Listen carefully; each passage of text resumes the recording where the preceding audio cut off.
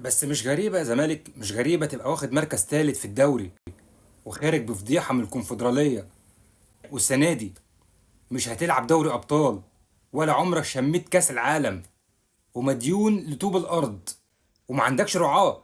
يعني سبحان الله، مسدد مليار جنيه غير شاري لعيبة بأكتر من 10 مليون دولار. سبحانه.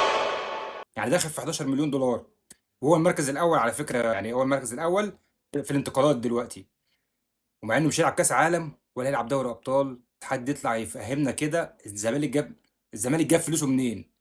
بس مش غريبة يعني الفلوس اللي نزلت عليك مرة واحدة دي؟ انا اللي اعرفه، عندنا احنا بنبيع لعيبه، عندنا عقود رعايه تاريخيه.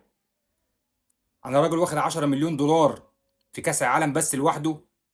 انا راجل واخد الدوري، انا باخد بطولات، فعلى اساسها باخد فلوس. ببيع لعيبه على اساسها باخد فلوس، عندي رعاه على اساسها باخد فلوس. انت جبت الفلوس دي منين؟ الزمالك سدد مليار جنيه غير شاري اللعيبه باكتر من 11 مليون دولار. وهو كحيان، يعني هو دايما مديون لطوب الارض، مديون لاتحاد الكوره، مديون للعيبه اللي عنده القديمه، مديون لمدربين.